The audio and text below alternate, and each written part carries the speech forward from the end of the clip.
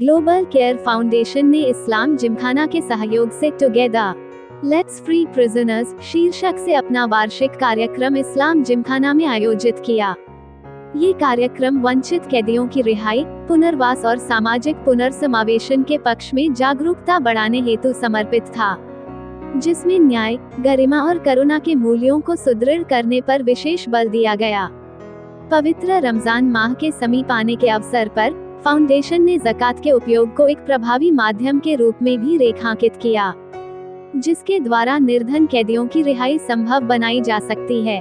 विशेष रूप से वे कैदी जो गरीबी के कारण भारी अधिवक्ता शुल्क या नकद जमानत राशि अदा करने में असमर्थ होने के चलते कारावास में हैं। इस पहल का उद्देश्य ज़कात को ऐसे कार्यों में उपयोग करना है जिससे सीधे तौर पर स्वतंत्रता, गरिमा और आशा की पुनःस्थापना हो सके।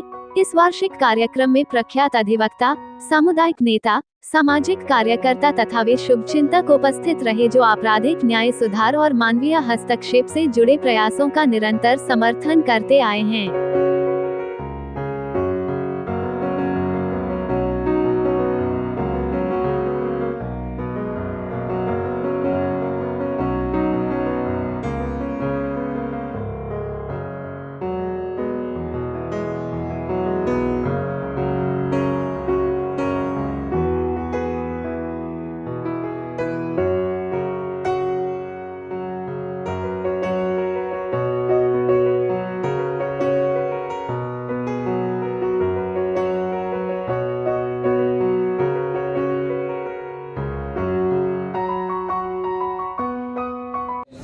वहां पर भी जाके देख लो, इबरत वहां पर भी लो।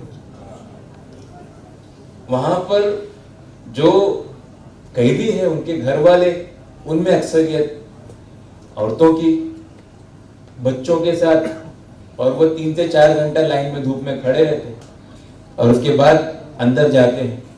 रवैया कैसे हो सकता है आप एक्सपेक्ट करो डिपार्टमेंट का, पुलिस का, कि कैदी को मिले हैं।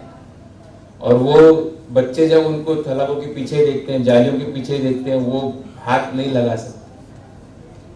और घर वालों से जब बात करो तो वो किस हालत में निकलते हैं, बहुत बड़ी इबरत की जगह। ये जो हम अक्सर जो नौजवानों के काउंसलिंग करते हैं, प्रोग्राम्स करते हैं, वहां पर हम उनको बोलते हैं कि कभी कभी जाओ, कोर्ट कचहरी के भी चक्कर लगा लो इबरत के लिए। वहां पर अक्सर ये तुम्हारे ही बात, हमारे जैसे लोग दाढ़ी और टोपी में, बुरके में अक्सर ही। और बहुत सारे हमारे अजीज लॉयर्स हैं जो बहुत अच्छे हैं, दिल से काम करते हैं। हमने काफ़ी अच्छा ऑब्जर्व किया है। हमारे ऑब्जर्वेशन में कुछ ऐसे लॉयर्स भी हैं जो अच्छा सर्विस नहीं देते, गलत फायदा उठाया जाता है लॉ के प्रैक्टिस के नाम पे। बहुत सारे जो जिनको हम अच्छा प्रोफेशन जो नहीं प्रैक्टिस करते, कुछ चंद लॉयर, हमने यहाँ तक देखा है कि जो पैसे मिलते हैं कोर्ट से एलुमिनी के, हर महीने उसमें से अपना हिस्सा निकाले। क्या मिलेगा वो डाइवोर्स, तलाकशुदा, गरीब पेरेंट्स को और बच्चों को? तो मसला एक जगह नहीं है। अच्छा, अभी तक हम ये सोचते आ रहे हैं कि जेल से छुड़ा रहे हैं, जेल से छुड़ा रहे हैं। आपको ये इन्फॉर्म करूं कि ये सिर्फ और सिर्फ जेल से छुड़ाने का मसला नहीं है। जेल से लोग छूट रहे हैं, एक एक घर के अंदर जो सुकून आ रहा है वो अपनी जगह अल्हम्दुलिल्लाह हमको काफी तसल्ली होती है कि वो घर का अंदर जब होते, जब घर वालों से मुलाकात करो, जब बाहर आ जाने के बाद जब घर वालों से मुलाकात करो, कितना फर्क आता है चेहरों के अंदर, हम ये ऑब्जर्व करते हैं। साथ ही साथ ये भी है कि बहुत सारे लोग अभी जेल में हैं। जितना हम काम कर रहे हैं, एक जेल के अंदर अप्रोक्सीमेटली 4,000 से 5,000 के नंबर से, और हमारे नजदीक में नजदीक 5 जेल है, और हम रिलीज कर रहे हैं हर महीने 30 से 40। अच्छा, उतने लोग जा भी रहे अंदर किसी न किसी वजह से। तो हमें लगता है कि ये नंबर्स अभी भी बहुत कम है। और अल्हम्दुलिल्लाह पिछले 7 सालों में जितना भी तजुर्बा आया है, तो हम इसके लिए कैपेबल हैं कि हम इस नंबर्स को और काफ़ी बढ़ा सकते हैं इंशाल्लाह। और अल्लाह ने असबाब मुहैया किया और हमारी टीम के अंदर इंक्रीमेंट हुआ, तो इंशाल्लाह हम इस नंबर्स को 100 क्रॉस करना चाह रहे हैं और कम से कम महाराष्ट्र लेवल पे कवर करना है इंशाल्लाह। ये सिर्फ आबिद नहीं है, यहाँ पर पूरी टीम है माशाल्लाह। हमारे लॉयर्स की टीम है, हमारे बैक ऑफिस की टीम है, एडमिनिस्ट्रेशन की टीम है जो पूरा कामकाज देखते हैं, और बहुत अच्छी टीम जो बहुत दिनों से, ऐसा नहीं कि सब नए नए, काफ़ी पुराने माशाल्लाह, जब से शुरू हुआ है, जब से हमारी टीम मौजूद है, उनमें से अक्सर लोग वो है जो शुरुआत से है, तो काफ़ी लंबे टाइम से लोग काम कर रहे हैं, तजुर्बा सबको अच्छा हो गया है, सभी लोग बहुत बेहतरीन काम कर रहे हैं। मैं सभी का शुक्रिया अदा करूँगा। सबसे पहले आप लोगों का बहुत बहुत शुक्रिया कि आपने वक्त दिया और आप आए यहाँ पर। ग्लोबल केयर फाउंडेशन का जो मेन काम है वो ये है कि जो जेलों के अंदर ऐसे कैदी जो पहली बार जेल में गए किसी वजह से, हो सकता है कुछ हो, या तो वो जजमेंट में बाद में आएगा कि वो कसूरवार है कि नहीं है, लेकिन फर्स्ट टाइम ऑफेंडर्स उनको रिलीज़ करना, उनके बिहाफ में कैश बिल भर के, और आफ्टर रिलीज़ उनको रिहेबिलिटेट करना ताकि वो उस तरफ वापस से ना जाएं। ये पहली कोशिश है कि जेल के अंदर, क्योंकि ओवर क्राउडिंग बहुत ज़्यादा है और जेलों में ओवर क्राउडिंग की वजह से बहुत सारे प्रॉब्लम भी है, तो हम कोशिश कर रहे हैं कि ज़्यादा से ज़्यादा जो नॉन हैबिचुअल्स हैं उनको निकाला जाए और उनको रिहेबिलिटेट किया जाए। आपने कहा था कि एक परिवार के, एक कैदी के साथ उसका पूरा परिवार जो है सेक्रीफाइस हो जाता है, उसमें सफ़र करता है, तो उनके लिए ग्लोबल फाउंडेशन क्या है? सबसे पहली बात तो आपको बताऊँ कि अब तक के ग्लोबल केयर फाउंडेशन की तरफ से 1600 से ज़्यादा रिलीज़ हो चुके हैं जो कैदी रिलीज़ हुए। जब तक अगर वो जेल में हैं, किसी वजह से उनके घरों में तकलीफ़ है, हम उनको रेशनिंग के लिए, उनके घरों में जो दूसरे अफराद हैं उनके जॉब के लिए हेल्प करते हैं, और जब वो कैदी रिलीज़ हो जाता है तो उसको भी हम रिहेबिलिटेशन के लिए उनको जॉब, स्किल डेवलपमेंट, एजुकेशन या दूसरी चीज़ों के लिए उनको मदद करते हैं ताकि वो लोग वापस से उस तरफ आ जाए। पैनल में कितने लॉयर हैं? हमारे इन हाउस टीम में 9 लॉयर्स हैं, और हमारा जो पैनल है आउटसाइड बहुत सारे, मतलब 40 to 50 लॉयर्स हमारी टीम में हैं जो कि अलग अलग कोर्ट्स के थ्रू और अलग अलग जुरिडिक्शन में वो काम करते हैं। ग्लोबल केयर फाउंडेशन का जो आइडियाज है जो कैदियों को छुड़ाने का, वो किस तरह से आपके दिमाग में आया और कब से शुरू हुआ है? पिछले 7 सालों से हम इस पे फोकस होकर काम कर रहे हैं, और हमारा ग्लोबल केयर फाउंडेशन की तरफ से सिंगल एजेंडा पे काम चलता है जो कि क्राइम प्रिवेंशन जिसको बोला जाएगा, उसमें प्रिजनर रिलीज़ और उसके अलावा अदर जो लीगल अवेयरनेस प्रोग्राम, इस तरीके से प्रोग्राम होते हैं। ये आइडिया इसलिए आया कि बहुत सारे सोशल एक्टिविटीज़ होते हैं, लेकिन ये एक टॉपिक ऐसा है जिसको नेगलेक्ट किया गया है, या फिर बहुत कम ऐसे एनजीओ है जो इस टॉपिक पर काम कर रहे हैं।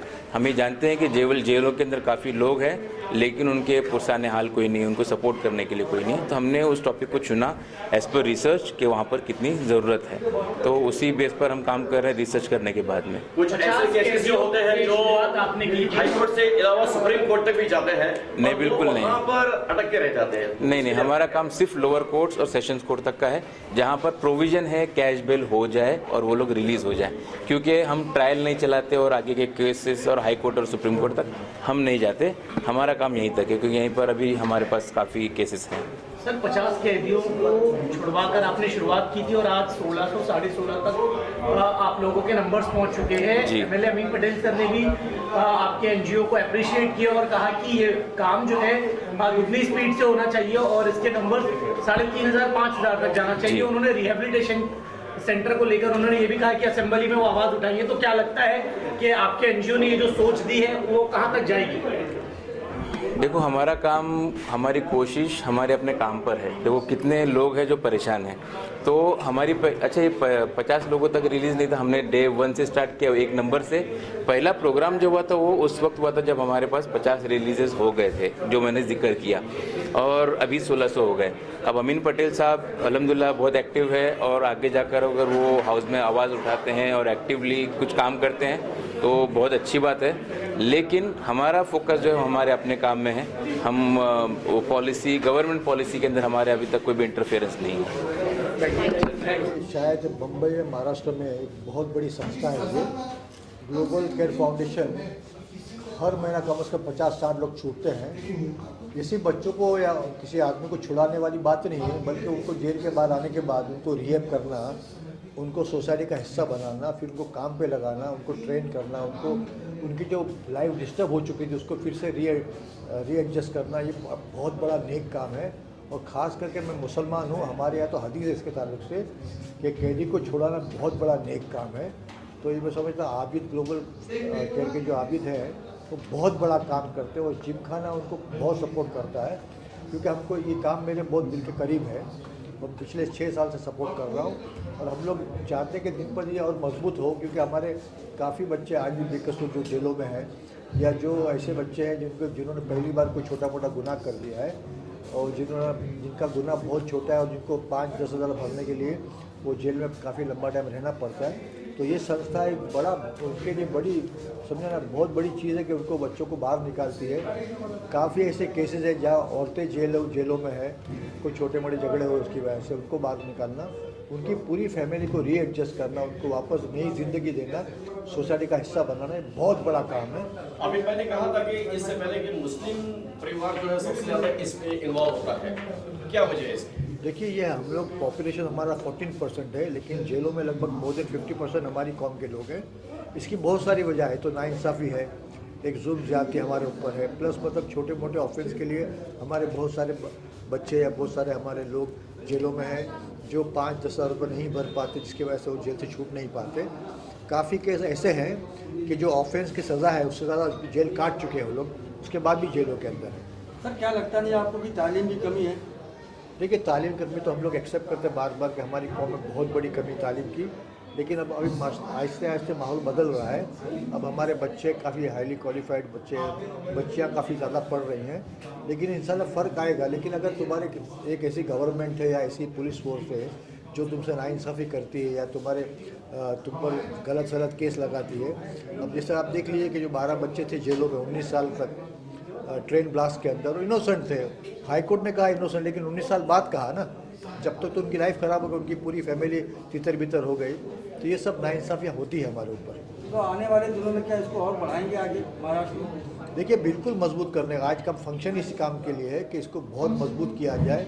जो फंड जमा होता है उसको 2-3-4 गुना करना चाहिए ताकि ज़्यादा लोग छूट सके। और अभी कम से कम 1600 लोग छूट चुके हैं पिछले 5-6 साल में।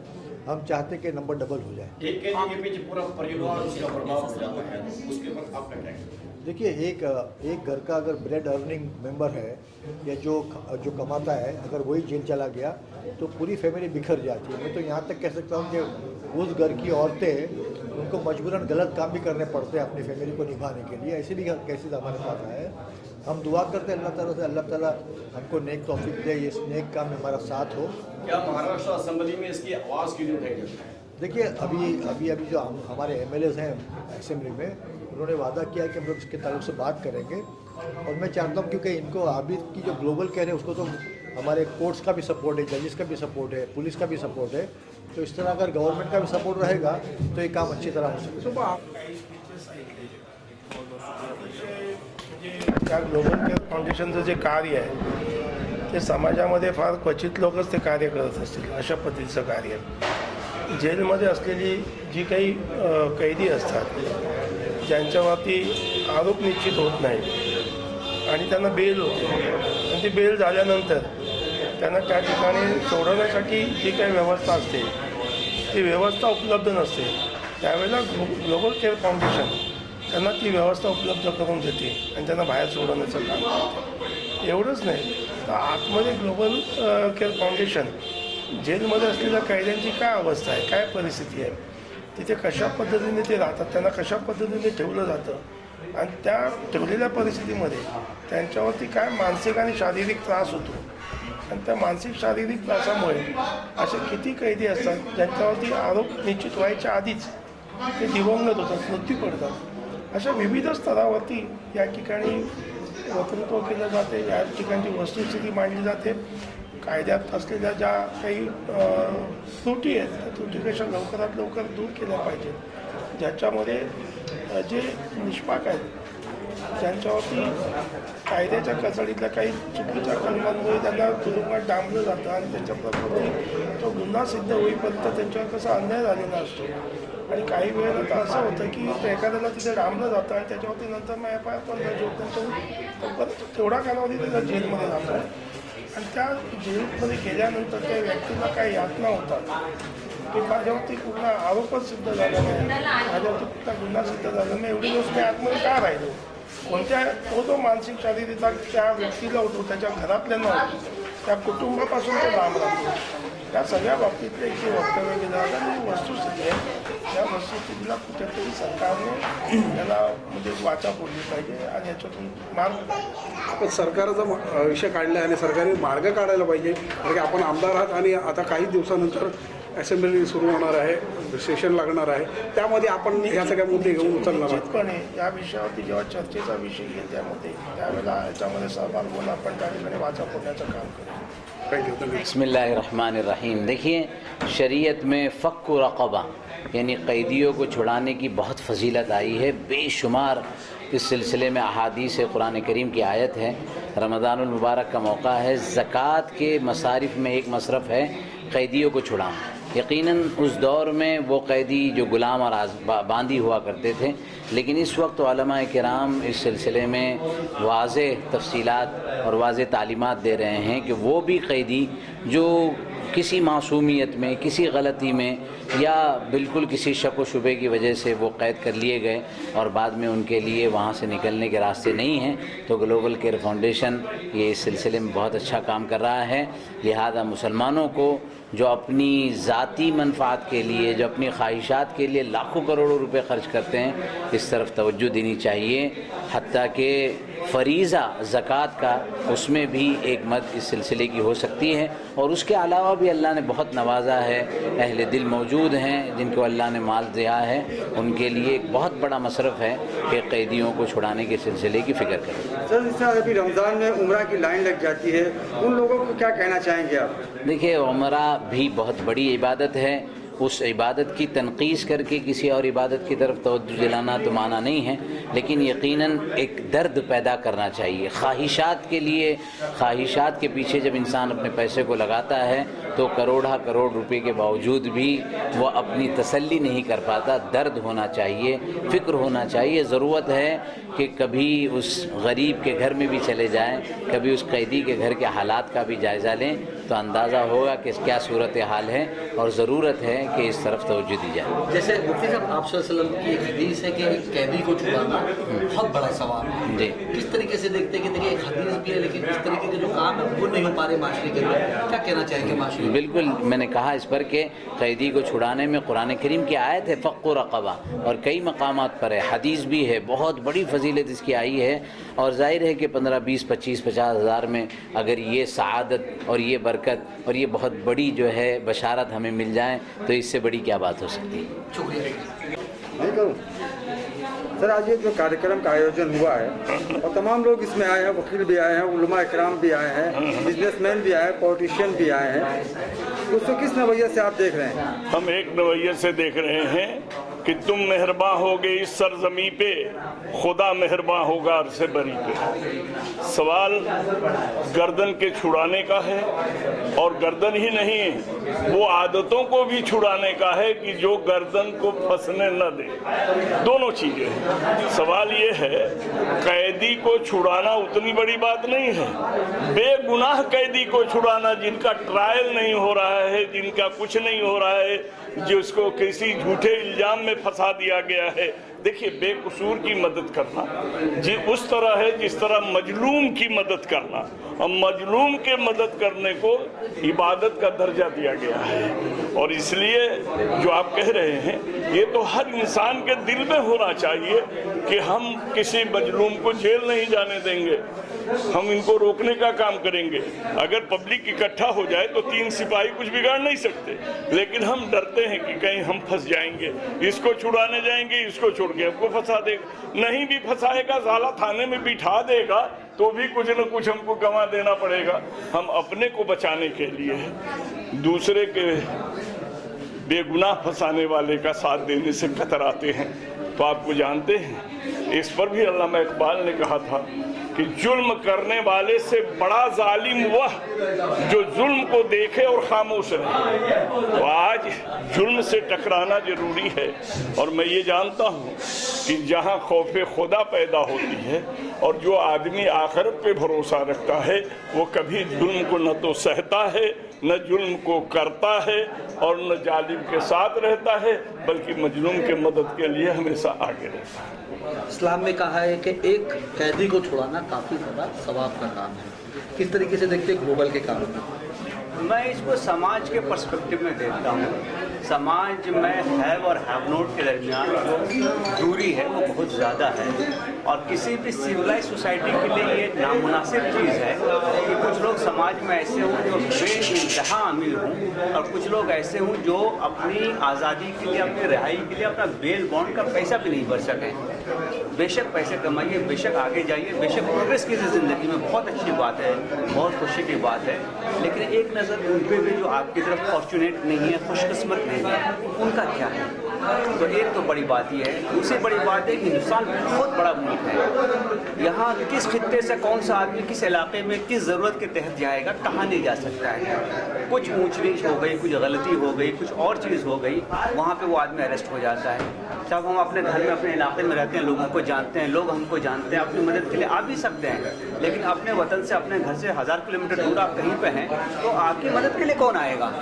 और उसका नतीजा ये होता है कि बहुत सारे लोग एक लंबे अरसे से, एक लंबे वक्फे से जेलों में बंद हैं। हालांकि अब तो कानून में ये अमेंडमेंट भी हो गया है, बल्कि नया जो कोड आया है उसमें भी क्लियर कट लिखा हुआ भी है कि सज़ाए मौत या उम्र कैद के अलावा हर ऑफेंस में कोई अंडर ट्रायल है जो कन्विक्ट नहीं हुआ है, अगर वो मैक्सिमम पनिशमेंट का आधा हिस्सा ऑलरेडी काट चुका है और उसका केस अभी तक क्लियर नहीं हुआ, उसका केस का जजमेंट नहीं आया है, तो उसको राइट बनता है कि वो ज़मानत पे रिहा हो जाए। एक दूसरी बात, एक बहुत बड़ा, मतलब मैं अभी अपने गुफ्तगू में कह भी रहा था, करीब 70% लोग जेलों में ऐसे हैं, टोटल कैदी जितने हैं, जो अंडर ट्रायल हैं, जो अभी कन्विक्ट नहीं हुए, जिनका मुकदमा फाइनल नहीं हुआ है, और ये कभी कभी सालों साल रहते हैं। साहब, जेल में रहना सिर्फ हम जैसा समझते हैं कि एक आदमी बाहर का अंदर हो गया, ऐसा नहीं होता है। जेल में रहना एक बड़ा साइकोलॉजिकल चैलेंज है। आप उस ख़ानदान का सोचें। मैं तो president of India honourable Droupadi Murmu ji को यहाँ कोट करूँगा, जो नेशनल लीगल एड्स, जो नेशनल लीगल सर्विसेज एजेंसी के एक इसमें मीटिंग में, जो कि सुप्रीम कोर्ट ने ऑर्गेनाइज की थी, उन्होंने कहा कि भाई कितने लोग तो सिर्फ इसलिए पैरवी नहीं कर पाते हैं कि जो बची कुची ज़मीन, मकान, बर्तन है वो ना बिक जाए। ऐसे लोगों के लिए क्या है। तो मुझे खुशी है कि ग्लोबल केयर फाउंडेशन और इस जैसे बहुत सारी तंजीमें आज इस मुल्क में मौजूद हैं जो इन लोगों के लिए कोशिश कर रही हैं, उनको मदद पहुंचाने की कोशिश कर रही हैं। यकीन मानिए ज़रूरत बहुत ज़्यादा है और अभी जो काम हो रहा है वो बहुत छोटा है, लेकिन जैसा कि कहा जाता है कि अंधेरा कितना भी घना हो, कितना भी घुप हो, कितना भी डार्क हो, एक रोशनी की हल्की सी शम्मा भी उसको दूर करने के लिए काफ़ी होती है। तो ये ऑर्गेनाइजेशन एक रोशनी की शम्मा बनकर उभरा है। 1600 लोगों को बेल दिलाना, उन्हें छुड़ाना कैद से, कोई छोटा मोटा काम नहीं है। हम तो एक आदमी का बेल कराने में 2 साल कभी कभी लग जाते, कभी 4 साल लग जाते। साहब, एड़ियाँ घिस जाती हैं, जूते और चप्पल को तो जाने दीजिए, मकान बिक जाते हैं, ज़मीनें बिक जाती हैं, तब जाकर कोई मामला फाइनल होता है। 1600 केस कितना बड़ा केस है। तो मैं समझता हूँ कि समाज को हमेशा चैरिटी करते वक्त ऐसे लोगों का, ऐसी तंजीमों का ध्यान रखना चाहिए। देखिए, एक चीज़ होता है जिसको पर्सनल ज़रूरत होती है, कि पर्सनल ज़रूरत किसी की आपने पूरी कर दी, कोई भूखा उसको खाना खिला दिया, और एक होती है जिसको कहते हैं कि सोशल रिक्वायरमेंट जो है। सोशल रिक्वायरमेंट में ये चीज़ आती है कि जो लोग हैव नॉट्स हैं, जो लोग अपनी मदद खुद नहीं कर सकते हैं, जो घिर गए हैं, जो फंस गए हैं, उनको मदद हम करें। तो मैं समझता हूँ कि समाज के लोगों को इसमें जुड़ना चाहिए। और मैंने डे 1 से इस तंजीम को ये बात कही है, एडवाइस किया है कि आपके काम में कभी भी मज़हब, मिल्लत, कौम, रंग, नस्ल, इलाका, ज़ुबान, ये चीज़ नहीं आएगी। आप लिस्ट उठाइए, जो सबसे ज़्यादा टाइम से है शायद, पहले उसका केस लीजिए। और मुझे खुशी को ये काम कर रहे हैं, तो मैं तो उनको अपनी नई ख्वाहिशात दूंगा। मैं चाहूँगा कि ऐसे तंजीमों को, ऐसे ऑर्गेनाइजेशन को ज़्यादा से ज़्यादा मदद करने के लिए समाज आ गया है, और बिला फ़र्क़ मज़हब व मिल्लत हम ऐसी तंजीमें खड़ी करें, उनको सस्टेन करें, उनको सपोर्ट करें, और उनके ज़रिए समाज की वो खिदमत करें। और मैं सिर्फ एक चीज़ कोट करूँगा यहाँ पे, दुनिया में जिसको हम वेस्टर्न वर्ल्ड कहते हैं, वहाँ पे जो बड़े पूंजीपति लोग हैं, कभी आप उनकी चैरिटी का अमाउंट देख लीजिए, बिलियंस ऑफ डॉलर्स में है। चाहे बिल गेट्स का या फाउंडेशन है, या ज़करबर्ग का है, या वारेन बुफे है, या और लोग हैं, बिलियंस ऑफ डॉलर अपनी आमदनी से डोनेट करते हैं समाज को बेहतर करने के लिए। हमारा माइंडसेट क्या है, सोचने की ज़रूरत है। Thank you.